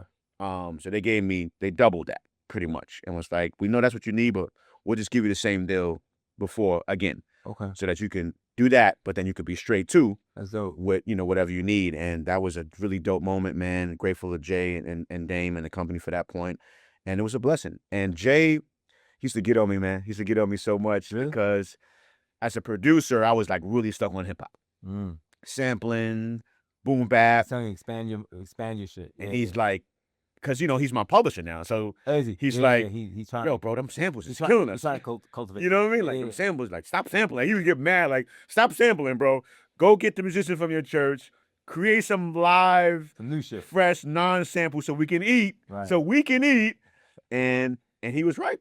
And I applied myself and really started, you know, I sampled because that's who I was. Yeah. But I really tapped into, and that's where we got the Chris Brown records and the Justin Biebers and all of the R&B. I wasn't making no R&B, bro. So you strictly hip hop. Hip hop. Right. People You would sing over the hip hop beat. right. You were a hip hop machine at Straight that up. moment. Right. Okay. And he pushed me and expanded my thought process creatively. Then I connected with Dame Dash, and Dame just was able to take me into that business side. He had State Property, he had ProCeds, the CEO brand, rocking, the label. Moving. And I would just come up to the office, and he'll just let me sit in meetings and sitting around him and hear deals being, you know, coming together, and just will school me on that side. So I had the best of both worlds. Jay Brown on one end, Damon Dash just being a sponge, delivering, being around. I would pop up anytime. I'm gonna come to the office, just chill. All right, cool. Yeah. And I ran into Dame a few years ago. Okay. And because we haven't seen each other, and he was just like, "Yo," and just to Look at see you. He like, look at you, right? bro. Yeah, So I haven't had the opportunity, and maybe you can help with this. And it's a transparent moment. okay. I haven't had an opportunity to speak to or see Jay Brown in years. Okay. I'm talking about maybe 10 years. Oh, wow. So I would love for him to see where I am today, because he believed in me. He gave me the deal. Oh, so you're not working with him anymore? No. Oh, okay. No. Okay. So let me explain that, which is dope too. Sure. The company transitioned from Cherry Lane to Chrysalis, which is a publishing company. So they moved me over there. Jay and Dame's company was still involved with that. That, I don't know if it shut down or if it changed. You know how companies. Yeah. They merged. So there we go. So it went from Chrysalis to BMG. Okay, BMG Music. So then I became published by BMG. So the thing with that is, if Jay Brown and Damon Dash signed me with this company, that's the company that believes in me. So when it merges and they don't know you. Yeah, you're nobody. No offense. It just you said it's who you come with. Correct. Right. So when it became BMG, they weren't involved anymore. Like, I was still signed to them, so they would eat from what I would publish. But they weren't hands on with you, right? None. So they were handling. None. Right. So now I got a person that's assigned to me that knows me from No relationship. Going back to relationships. None. Right. So nothing's happening. So they're not gonna push you like what Jay was doing. Yo, I need this, I need that. Right. To cultivate you. Right. Now I was able to capitalize because they had a studio, and I was able to use the studio for free and just other things. Right. COVID hit. My deal is up. So now for me, I'm like, cool. I'm gonna do this new deal. Right. COVID is happening. I need the bread. Right. And it was like, yeah, no, I'll let you go. We're going in a different way. I'm gonna let you go. Wow. So it was a moment. I never explained the story. I never told the story until now. You heard it here first. Heard it here first. So there was a moment, right, where I was sitting at the house, and I'm like, man, What am I gonna do? they don't want to renew my deal. They don't want to give me the, like, it's like the NBA. Yeah. They don't want to give me the highest contract. Where am I? Yeah. So now I got to go get traded, but there's no teams that's checking for me. Right. Yo, My market value ain't there right now. It's a moment. Yeah, absolutely. It's a moment, bro. I'm grateful for you to speak about. Oh, yeah. Because people always talk about the up. You know. It was a moment, bro. And it was a moment where I was down, man, because I'm like, I got all these Chris Brown records, and but that was already published, right? So if you're gonna do a new deal, it would have to be songs that aren't. Okay. So I did have a plethora of songs. I had Chris Brown songs that weren't published. I had a bunch of Young M.A., Dave East. So all my newer stuff weren't published. I owned. Okay. So going into a new deal, that would be, that'd be collateral. This is what I'm bringing. Yo, I got you. Right. So nothing. So still to this. So at that moment, I had to have a conversation with myself, like, bro, I get what you're saying. It sucks to not get a new deal, but to not also get traded to a team. But now you own your publishing. And that right there is the greatest gift from a longevity standpoint, right, you can have. So just keep working, keep building, but now you own that. Right. You know what I'm saying? And still to this day, I own, I probably, obviously after the deal, right. All of the last records from the last few years, all me. That publishing check comes every 3 months? Quarterly, I would say. Maybe you'll probably get a check every 3 times a year. Okay. So 3 times a year. 4 months, every 4 months. Yeah. All right. Yeah. So, and it's nice. No, it's residual. It's nice. Like if you can synergize that with, so I don't know too much about publishing, so I can't really give you a great analogy, but I'll give you the analogy that, because I know some Lil Wayne music, some Lil Wayne stories. So, with the IRS. Yeah. So you got your music, you got publishing, Yeah. but then for the artist, then he hits the road to get that effective money quick. That's how they do it. Yeah. Rolling Stones been on tour for like 30 years. Oh, You know what I mean? They rolling. They roll, but keep eating. so what is that? What is that for a producer? Like, what is that? Is it going on the road doing the creative music creator? It's a whole different world. Okay. Right? So now with me being music director and drummer for Trey, I'm getting paid to perform. Okay.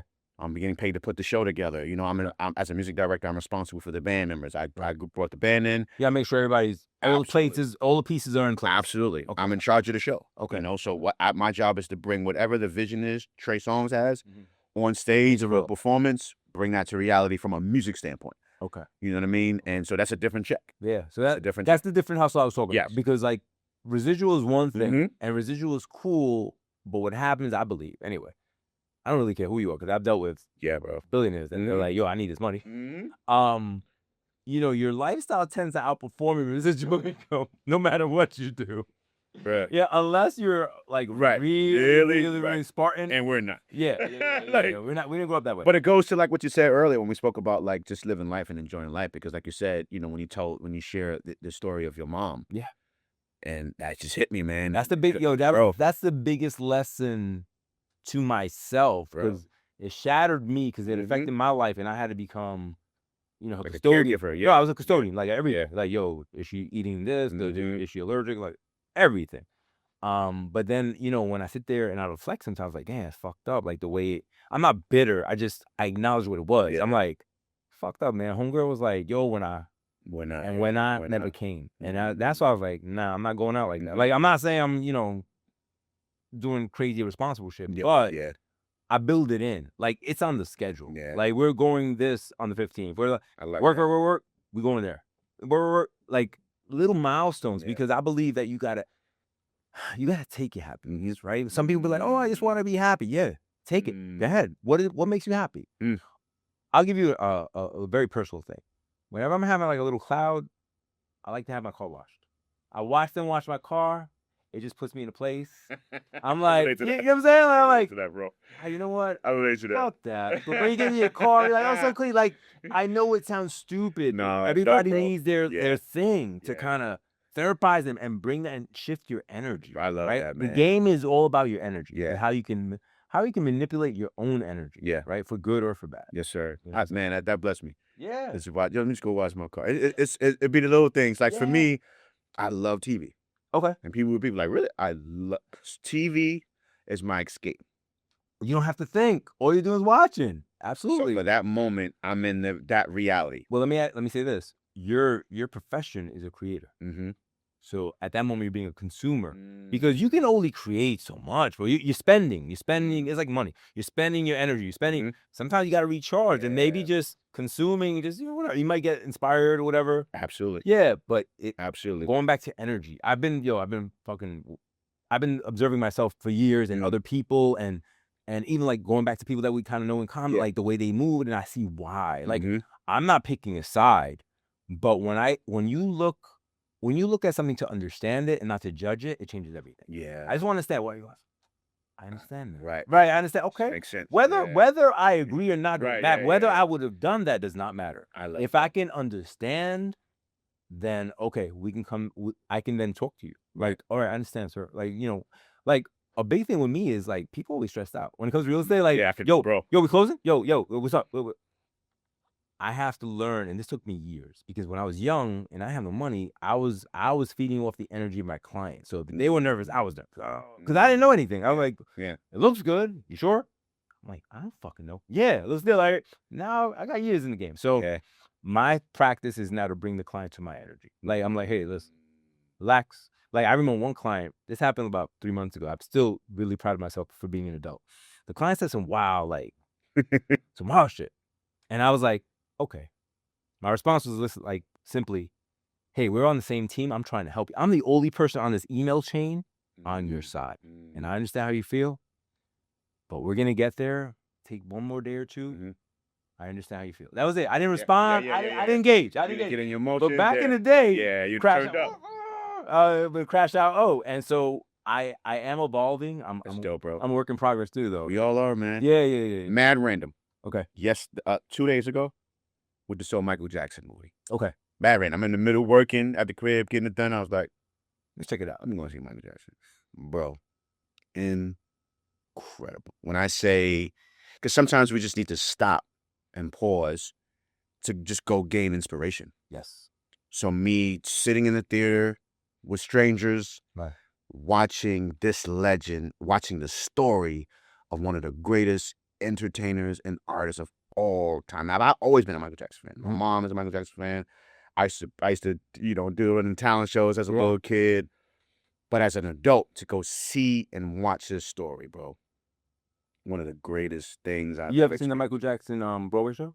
No, and I got friends in there that's in a band too. I heard. You want to see it? I went with wifey last year. It was dope. You enjoyed it? Yeah, bro. Mike, let me tell you, and I'm gonna look in the camera. There's a lot of amazing, incredibly gifted and talented artists today. There's only one Michael Jackson. Absolutely. There's no one to compare, and I'm gonna be a buck.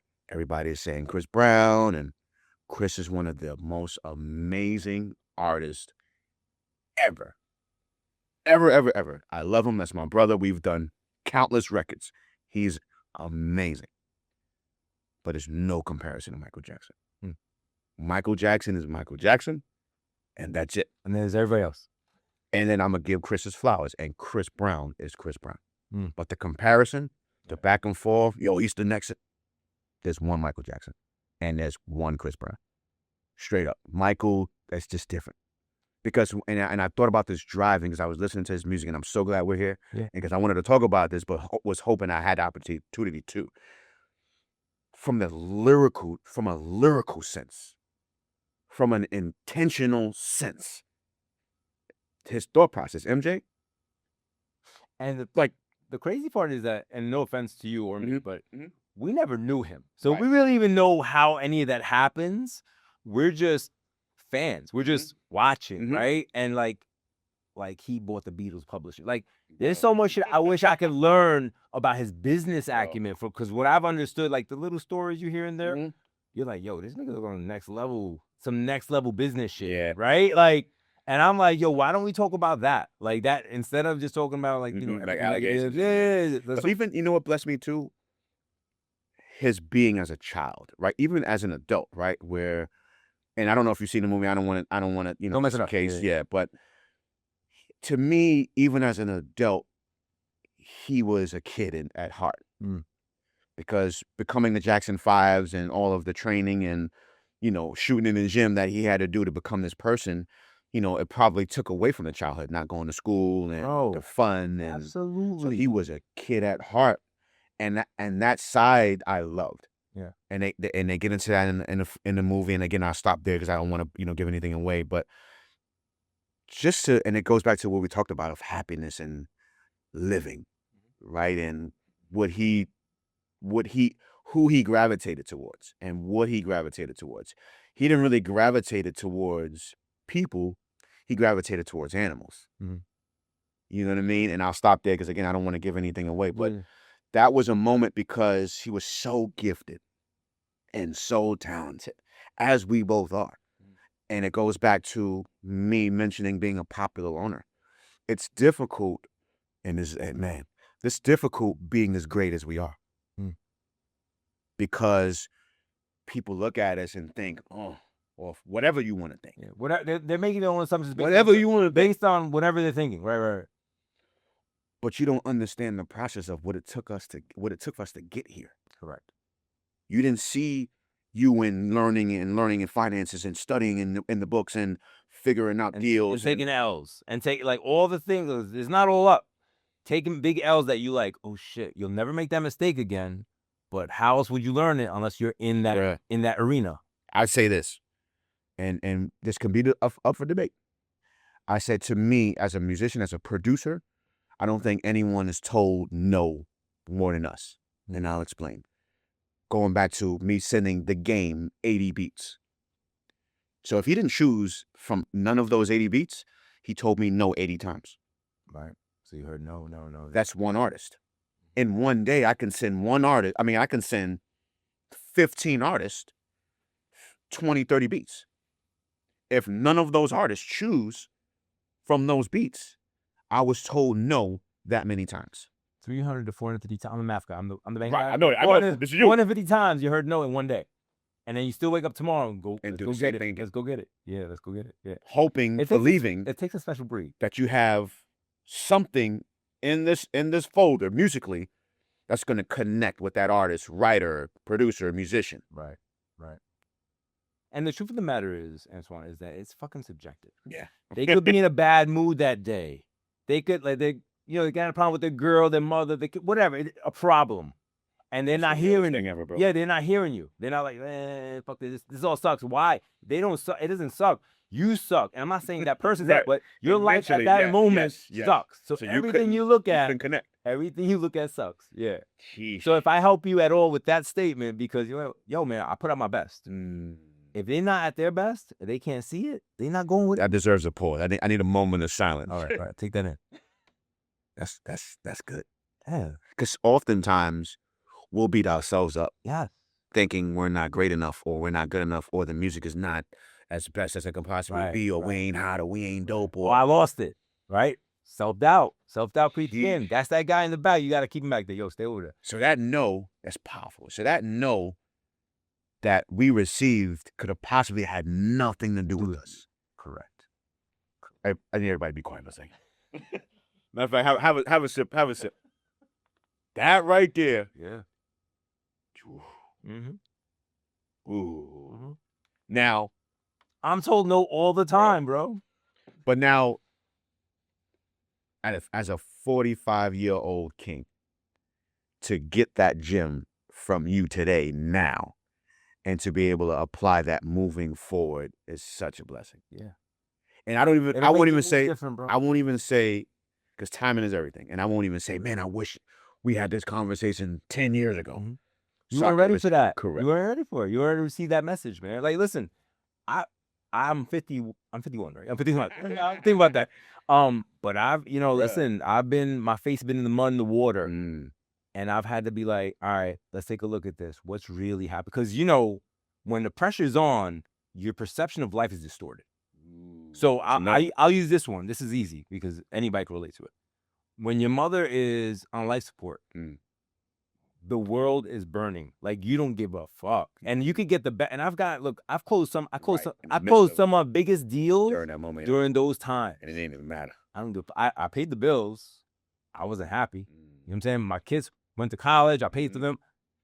I was still fucked up, bro. I had nothing. So I understand that now. I'm on the other side. Like, I'm 2 years coming out of all that. And I'm like, so now I'm like hyper aware of everything. So like, I'm just going to get it. So if things ain't, and you know this, but I'm going to say it anyway, things never roll as fast as you want it to roll, especially if you're a high achiever. Yeah. So I'm going every day. And you know, if you're going every day, in my business, there's a 30 to 45 day window of turnover. Like, it takes that long, right? 30, if I'm lucky, 15 days, but 30 to 45 days. So I'm going hard for 30, 40 days. You're like, yo, am I doing it right? Am I doing it right? And 45 day comes and boom, it starts hitting. Then all of a sudden you're like, oh shit, yeah. It. I'm right. But here's the trick, right? As we try to ascend, you can't take the foot off the gas, bro. Even when shit's rocking, take a second. Yeah, do what you got to do. A little pissed out. Take a second. Gas up. Yeah. Take a second. Take a breather. Yeah, man. And go get it, because you have to. I've just put this conversation to a almost like a TED talk about wealth. As you accumulate shit, your burn rate goes up, right? So just basal metabolic rate. Do you know what that means or not? Basal metabolic rate is the amount of muscle you have in your body, and it takes this many calories just to keep you breathing, right? You burn a certain amount of calories. So as you get more muscular, or as you get more shit, as you like get wealthier, your basic rate is more expensive, right? The cars change. You want to do a vacation. You want to have a house. You want to buy a multifamily. There's nothing wrong with that. But understand, and I say this to the people, I say it to my people, right? Understand that getting there is half of it. Then you have to start raising your performance level to go to a new standard of living. And you can't take that as a curse. Oh, bro, you wanted this. Right. Like, this is really me talking to myself all the time.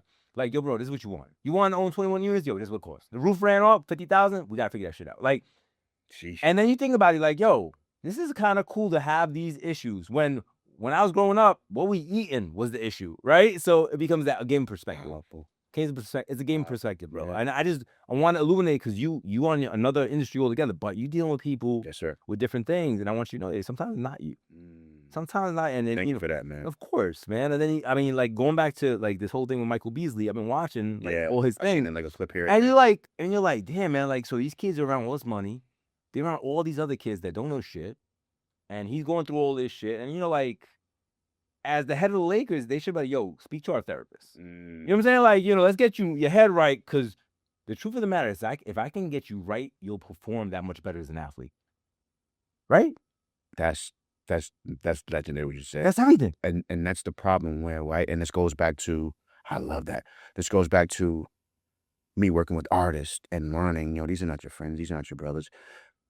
They don't care about you. None of these companies, they don't care about you. They just care about what you bring to the table. Product. They care about how they benefit from you. So like you said, that would have been groundbreaking if the Lakers would have did that. You know what I'm saying? Who knows what they would have had? Bro, Who knows? they don't care. Just play. Yeah. Just give me music. Give me music. Let me get rich off of this. Yeah. I can care whether you're good. I can care whether your kids are good. I can care whether you're mentally sane. Like, and if not, I'm gonna trade you anyway. Because, all right, so the word is commodity, right? We become commodities, right? And we have to show our value. Now, Bron, nobody knew he was gonna be what he is. Correct. I mean, he believed he was, until you do it. Yeah. But he was very lucky that he had certain handlers that, like, he runs the Lakers now. You run the Lakers. Stop fucking around. Anthony Davis, we didn't know he was getting traded? Come on. Right. Rich Paul knew already. Stop. Come on. Like, and it's okay. It's not hate. Everybody chill. It's not hate, but to get to that level, you got to have a team of guys that care about you. Right. And I think Mav Carter said it best. He goes, yo, when we figured it out, we said, yo, Bron, just keep winning. We handle this. We handle the production. This kid's going to handle it. Like, they all had their assignment, but he's like, if you're not winning, then we don't matter. Yeah. Right? There's no economy here, right? That's right. So it just becomes that conversation. And going back to you, you're a hot producer. You can find a young talent. If your music's so strong, the talent could be secondary. The music speaks for itself. So like, there's ways to parlay it, man. Absolutely. And I think we learn, and I'm sure you can relate to this, to pivot. You have to. You have to. You learn the. You have to. You can't stay stuck. Mm-hmm. That's the hard. We take an L or something happens, doesn't go your way. Mm-hmm. The faster you can get unstuck from that, the faster you can get to your next win. Right. Right. And that's hard. That's hard for anybody. It took me, I'm talking very frankly, the first time, it took me about 2 years to get clarity. And when my mom passed, I was like, you know, like you get these, like, I'll describe it. Like there's some days that seem very far away. Other days it's like it happened yesterday. And then you have to, you're physically going through it, bro. And then, you know, nobody can tell you, yo, it's gonna be, unless you dealt with that shit, bro. Like, and I'm talking about the weight of taking care of somebody. Like there's my whole life structured around, you know, besides a wife and 3 kids, having to take care of her because it was just me holding me down, like holding her down. And I'm like, and I'm okay with that. I'm okay with that. I'm at peace with that. And I actually felt honored to do that. I'm proud of you, man. But also now having objective opinion, like being able to step away, going back to what we talked about outside, having, you know, having therapy, doing that, being able to see yourself through the emotion, big deal. Yeah. Big deal. Yeah. Yeah. So like, Proud of you, man. so seeing that objectivity, like I'm saying, like your shit is subjective. Like you don't know what's on the other side. Yes, sir. Right. So you keep doing you. Keep shooting your shot. They're gonna drop. Yes, they're gonna drop. Yes, sure. You know what I'm saying? You keep it. The only way they won't drop if you don't shoot. Right. There you go. That's real. That's real, there you man. go. That's There you real. go. All right, Antoine, how do you view the growing role of AI in music creation? And what direction do you see the music industry taking as a result? So I'm gonna be honest, man. Like, No, lie to me. I'm gonna be honest, bro. I'm gonna be honest. Oh, I've always been stubborn when it came to transitioning in regards to technology, right? You know, 25 plus years ago, that equipment, right, totally different, you know, in regards to where we are today, right? So I'm talking about MPCs and keyboards everywhere and actual hardware compared to DAWs and laptops and computers and softwares, right? Now having AI. So I've always been really stubborn when it came to that. I'm on some, if it ain't broke, don't fix it. But you also have to be willing to grow and learn and to adapt, because sometimes things are made a little easier for you. You know, I respect AI. I haven't tapped into it. And I'll say, as of yet, you know how I am, just with the stubbornness, as of yet, from a music standpoint. Okay. For me, creativity for me has always been about a feeling, a natural, organic feeling. So when you mentioned of like someone on the other side as an artist or a manager hearing my beats, and then like you said, or hearing my music and then not being in the right space or being in the right mode to receive that, it makes sense, right? So for me on the other end, I'm creating based off of that. So if I'm hurt, you're going to get that in the music. If I'm feel that. If I'm feeling amazing, you're going to get it. If I'm sad, whatever that is I'm feeling is going to translate in the music. And that's how I've always been, right? So I may have not had the most popular record. You know, if you go through my catalog, it's like, oh, like you would have to know. What's your biggest banger? I'm sorry, I didn't ask. I got to to me, probably between Davies featuring Chris Brown, Perfect, which was his single. Young and May's Petty Wop, which is her single. And ESPN's First Take theme song. You did that? Yes, sir. Oh, shit. That, to me, is probably one of the biggest moments for me as a sports fan. It comes on every day, still to this day, right now. Are you talking about Not that. No. That's a whole different thing. Okay. So First Take is with Stephen A. Smith. Yeah. So I'm paying attention. Yeah. So when you hear it come on, that's me, man. And every time it drops, you get paid? Yes. I'll be like, yeah. So that, and I gotta say, probably the Justin Bieber's Christmas Eve record, specifically for the fact that it's Justin Bieber, but the name of the song is Christmas Eve, and Christmas Eve happens every year. Absolutely. So it's always a Christmas Eve. You know what I mean? Those are your favorites. Which has been the biggest financial record? It doesn't have to be your favorite, right? It could be another one that I don't know. Yo, Mike Jones. Did you do the one where he did his phone number? No. Oh, because that would have been crazy. I wish that would have been crazy. And I'm glad you mentioned that, because it goes back to what I was saying. A lot of my records have been some of the most meaningful records to those artists, because like I said, I've created always from feeling. Right. So not from a trendy standpoint, not from, oh, this is shit that's going to go on the radio. That was never how I created it. It was just a vibe, how I felt. And then you hear it and you'd be like, okay, this is the emotion that I feel. So the song I created for Mike Jones was called Grandma. His grandma had passed, been with him throughout his entire life, pushed him to move forward in his career. He arrived, and he's like, I want to dedicate this song from Grandma. So, that shit, and I didn't get paid a lot up front. Okay, you I got got back in. paid about $1,500 for the beat. I was mad, like $1,500. Did they negotiate with you? Or? Yeah. Okay. It was the last song to go on his album. Okay. And shout out to Joey IE. He was like, bro, the best of this tap. I got $1,500 from you. Yeah. And I was mad because I'm like, bro, I'm getting it out here. I'm hot. I'm doing you a solid. Hot. And he was like, bro, I'm telling you, this art, he's gonna be huge. Just trust me. Oh, so he was Unbroken. Yeah. Oh, okay. And it dropped, and that album went, I think, platinum in like a week or two. Okay. And I got that royalty check, bro. And I was already in the house, so I had the house, and it was probably. You bought all the furniture. Oh man, that right there was crazy. That has to be the check? Huh? 6 No. No. But high price. Yeah. Okay. But here's the thing with that. So artists have to recoup, right, in order for you to see anything, right? So I'm on albums that's crazy, but they spent a hell of amount of money. Right. And they're not recouped. still haven't recouped yet. How the fuck did that? I mean, I'll give you an example because I never talked about this. Chris Brown, Heartbreak on a Full Moon. Okay. He had like 80 songs on the album. Jesus.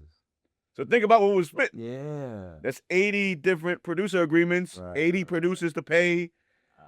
It's crazy. It's like 3 times platinum, but like still 80 songs on there.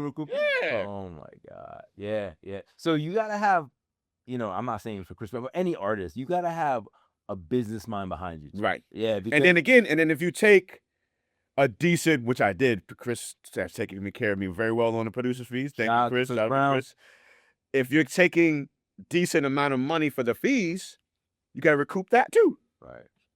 It's all, and guys, recoup means you gotta pay it back. The music company's lending you the money. Correct. Based on your performance and what you sell, you're paying it back, and it's not dollar for dollar. Mm-hmm. It's 50 cents a quarter, so you got to make $5 million to pay back $1 million. Absolutely. It's very funky. So for me, I never got caught up in or stuck in any records. Cool, I appreciate the success. For me, it's more about the fans and people appreciating the music. Yeah. But I never get caught up in, I got this hit record, it means just kick on, bro. Next. Yeah, and I mean, next. The real great part, like I was having a conversation with somebody yesterday, an attorney, and she hit me up and I told her, listen, this year, 2026, just let me know where you're going to be at. If I can show up, I'll pull up. Yeah. And I'll let you know where I'm going to be at for support. And she was like, yo, that's like the realest shit I ever heard. Because lately, and I'll say this for myself too, everybody wants you to pull up and give them a check for pulling up. I was like, I'm not asking for that. I said, just support. We're going to make money together. Right. Because we're in the same room. Yeah. We're going to make it happen. Right. But that's where my industry has gone a lot. Gotcha. Like, because when guys don't make a lot of money in selling real estate or doing loans, they pivot into doing networking events. Okay. And so they trying to raise money, funds. Yeah. Like I told you, like you have your main thing, you have your other thing. Yeah. And I'm not doing that. Right. 10 toes down. This is what I do. Real estate and lending. That's it. And podcasting. Podcasting is marketing, but also for me, it's a great way to break bread with people and really get to know them on the next level. Absolutely. You know what I'm saying? And I'll end with, because I know, I kind of went off a tangent. It's okay. The AI thing, right? Where to be able to tell something or say, hey, I want to, and somebody gave an example the other day, I want a country song with an Amadeus 5 type drums, with a Chris Brown melody, such and such and such and such. And then AI generates that type of song. It's crazy. Well, I'll tell you this, and then we're gonna exit. You can use that as inspiration and then tweak. Everybody who uses AI uses it as a template. I mean, the dumb people, you just shoot shit out. You be like, yo, it says the AI prompts there. Right. Like, yo, what the fuck you doing? But if you're smart, you use it, be like, oh, inspiration. Okay. All right, so let me build. If you like it or you don't like, but I use that's that. Dope. I use that AI all the time. I'll tell you this. It's like having the best coworker ever, because they're never tired. They don't complain. They don't got a headache. They always pumped. And you could program your AI to speak to you the way you like to be spoken to. Wow.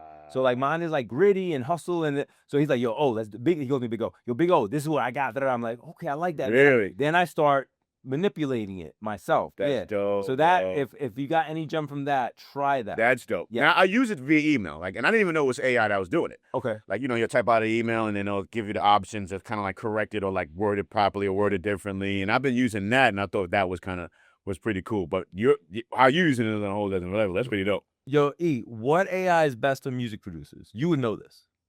Is there an AI?